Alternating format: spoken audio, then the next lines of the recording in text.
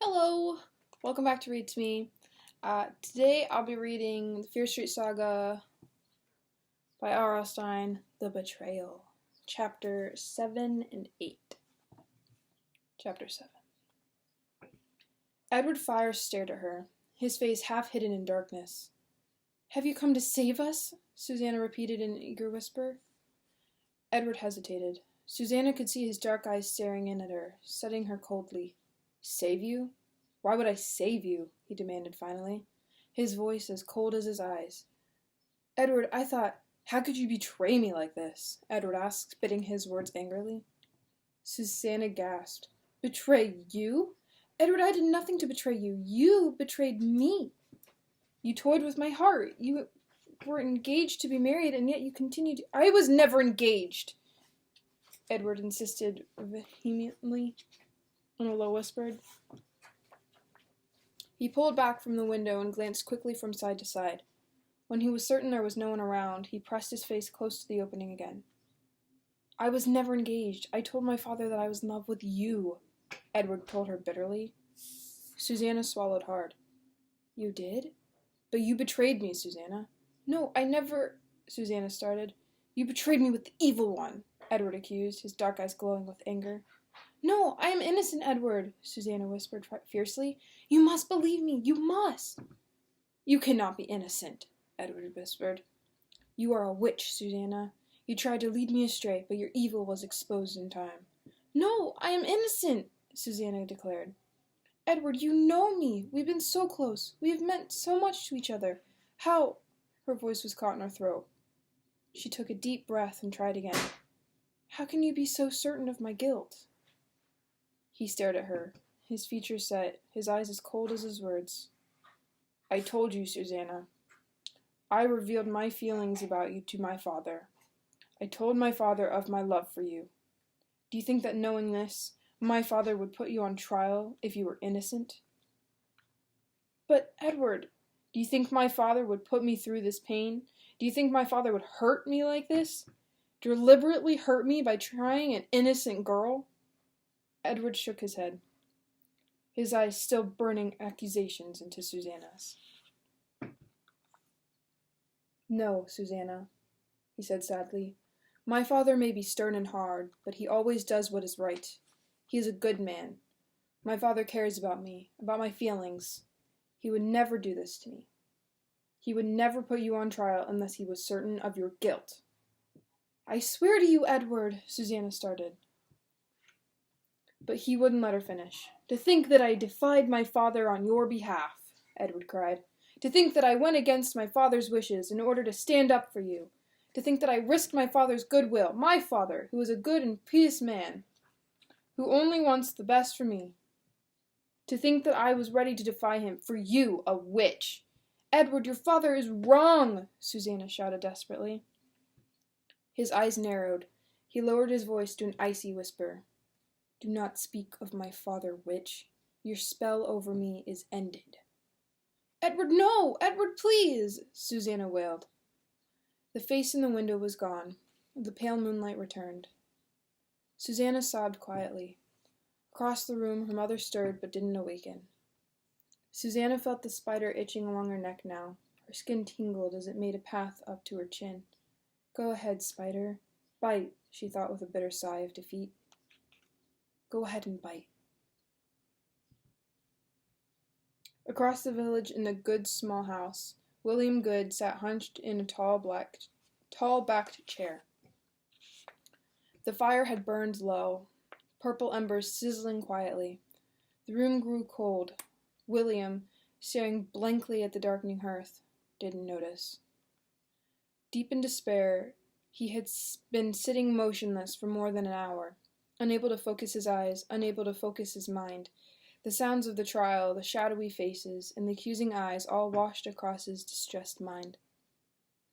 All is lost, he thought, picturing his wife and daughter, picturing them at home by the fire, picturing them in the peace and tranquility that would never return. Even his baby was lost to him, and neighbor had George for the time being. All is lost. When a knock came at the door, William didn't move. Sinking deeper and deeper into his despair, He didn't hear it. The knock repeated, and then again even more loudly a third time. William stirred, raised his head, listened. Yes, a knock on the door. Who could it be at this hour? Who would have the nerve to come to his door, knowing how he must be suffering at this moment? Knowing how he would suffer the rest of his life?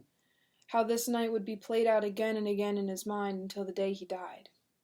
The loud knocking was repeated. Someone was being very insistent. With a groan, William pulled himself unsteadily to his feet. The purple embers came into focus. The fire is dying, he thought. Everything in my life is dying. More loud knocking.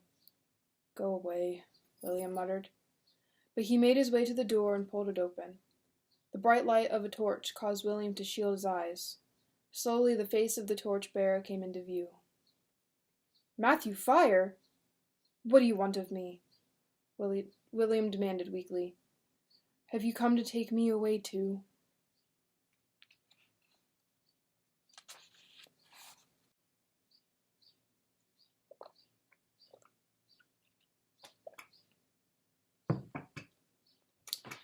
Chapter 8. The torchlight fell over Matthew Fire's face, casting it into deep shadow. His dark eyes stared out at William, black circles ringed by black as the grave. I have come to help you, not accuse you, William, Matthew said softly. He raised the torch high, and once again his face disappeared under the shadow of his hat. Help me? William asked weakly, his body sagging into the narrow doorway. May I come in? William nodded and took a step back. Matthew Fire set the torch down in the dirt and edged into the house, pulling his cloak around him. He removed his hat, revealing tousled brown hair. He hung the hat on a hook on the wall. The two men stood awkwardly in front of the door, staring at each other. William was the first to break the silence. My wife and daughter have been unjustly accused. Your brother has made a dreadful mistake. Martha and Susannah know nothing of the dark arts. Matthew started to move past William, his eyes on the dying fire. But William grabbed the front of his cloak. Your brother is wrong, he cried. He is wrong! Wrong! My brother is human, Matthew said softly. He pulled away from William's grasp and, straightening the front of his cloak, stepped to the fire. William stared after him, bewildered by his remark. Matthew picked up a log from beside the fireplace and dropped it into the dying embers. You let your fire die, William, he said, staring into the hearth. I do not care about fires now, William replied, his trembling voice revealing his emotion. I care only about my wife and daughter. I implore you, Matthew. Matthew turned to face William, clasping his hands in front of his gray doublet. He had rough hands, William saw. Farmer's hands. I believe I can help you, William, Matthew said slowly, softly. You mean, I believe I can save your wife and daughter. William uttered a loud sigh. He gestured to the straight-backed chair near the fire. Matthew shook his head. He began to pace back and forth in front of the hearth, his boots clicking against the floorboards. My brother is human, as I said. William scratched his white hair. I do not understand. Do you mean to say... His voice trailed off. I have influence with Benjamin, Matthew said, raising his dark eyes to William's. You can talk to him? William asked eagerly. You can reason with him? You can explain to him that he has made a tragic error? A strange smile formed on Matthew's face. He stopped pacing and nodded. I believe I can persuade my brother to change the verdict. Your wife and daughter need not burn tomorrow evening. Oh, thank you, Matthew! William cried joyfully. He dropped to his knees and bowed his head in a silent prayer. When he raised his eyes, he saw that Matthew still had a strange smile on his lips. A wave of doubt swept over William as he climbed heavily to his feet. You really can sway your brother? He asked hopefully. Your brother will listen to you? Matthew nodded. Sweeping his cloak around him, he lowered himself into the tall, backed wooden chair. "I can persuade, Benjamin," he repeated. He narrowed his dark eyes. "But it will be costly." "What?" William wasn't certain he had heard correctly. Was Matthew Fire asking for payment? For a bribe? "It will be costly, William," Matthew repeated, his smile fading. "My services in this matter must be well rewarded." William Goode swallowed hard. "I have little money," he choked out, "but I will spend every shilling I have to save Martha and Susannah." "The price is £100, Matthew announced flatly, staring hard at William. £100? William cried, unable to conceal his surprise. "But, Matthew, I beg you!" £100 is a small price to pay, Matthew said, rising and walking over to the hearth. The fresh log had just caught flame. Matthew held out his hands to warm them. William gasped. William gaped at him in disbelief. He is willing to spare Martha and Susannah in exchange for a bribe, William thought. I knew the Fire brothers were ambitious. I knew their characters were weakened by the sin of greed. But I never dreamed they were so corrupt. I never dreamed they would try to increase their wealth by threatening the lives of an innocent woman and girl. "Matthew, I have only £80, William protested. £80 is all that I brought from England, all that I possess in the world. If you take it, I will have nothing." Matthew's dark eyes lit up, reflecting the leaping flames in the hearth. "You will have your wife and daughter," he said flatly. William lowered his head, knowing he would pay the huge sum to Matthew Fire, knowing he would pay anything to rescue Martha and Susannah from the flames. When he looked up, Matthew was examining a long-handled pan hanging on the wall beside the hearth. "Very nice warming pan," he said, taking it down and turning it over in his hands, admiring it. "Is it brass?" "It is of the finest brass," William replied. "It was crafted by my father." "I will take it as part of the payment," Matthew announced, still examining it, "since you do not have the full £100 to pay me." "Take it," William replied with a wave of his hand. "Take everything I own, Matthew. Just return my family to me safely." Matthew lowered the warming pan and gazed around the small room. "Speaking of your family, where is little George?" he asked. "Mary Halsey next door has taken the baby," William replied unhappily. "He needed a nurse, and I could not bear to look upon him, to see his innocent face and know that he would grow up without ever knowing his mother or sister." A loud sob escaped William's throat. He wiped tears from his eyes. "I will get you your payment, Matthew," he said in a voice trembling with emotion. "Then will you speak to Benjamin tonight?" Matthew nodded solemnly. "Your family will be released tomorrow at sunset. Your troubled heart may rest easy, William." His head still spinning, William eagerly made his way back to the back of the house, where his life savings were hidden.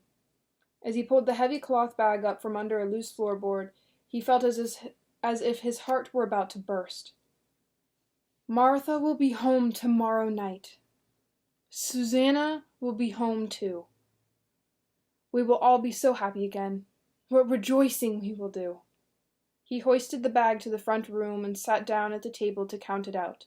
William Fire, carrying the brass warming pan in one hand, made his way to the table and peered over William's shoulder at the large coins. £80, William said finally, shoving the pile of coins towards Matthew. "I am left with 2 copper shillings, but I am a rich man." "Yes, you are," Matthew agreed, his face completely expressionless. As he leaned forward to collect the coins, the pendant he wore around his neck fell in front of William's eyes. It was so unusual that William couldn't help but comment on it. "What an interesting amulet you wear, Matthew," he remarked. Matthew stood up and fingered the amulet, as if seeing it for the first time. The silver disc sparkled with blue jewels. The jewels were grasped by a silver three-toed claw. Matthew twirled the disc in his fingers. On the back, 3 Latin words were inscribed.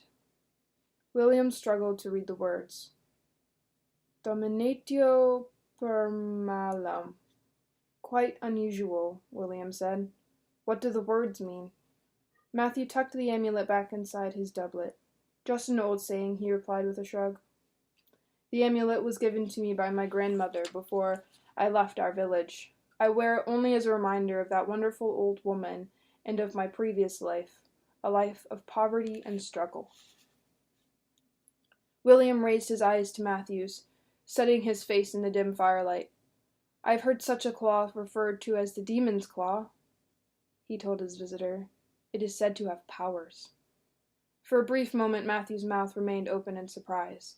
When he regained his composure, he said, I know nothing about powers or demon's claws, nor should you, William Goode. No, of course not, William said quickly, lowering his eyes. Matthew Fire collected the remaining coins. Then, carrying the brass warming pan, he made his way to the door, his cloak sweeping behind him. He lowered his hat onto his head and turned to gaze back at William. William hadn't risen from the table. His entire body was trembling with joy, with eagerness, with relief. My family, he managed to say. I will make sure of everything, Matthew Fire promised. Then, pulling his heavy cloak closer about him, he opened the door and disappeared into the night. That is the end of chapter 7 and 8. I hope you enjoyed. So, like if you did, and subscribe, and I'll have some videos for you to watch.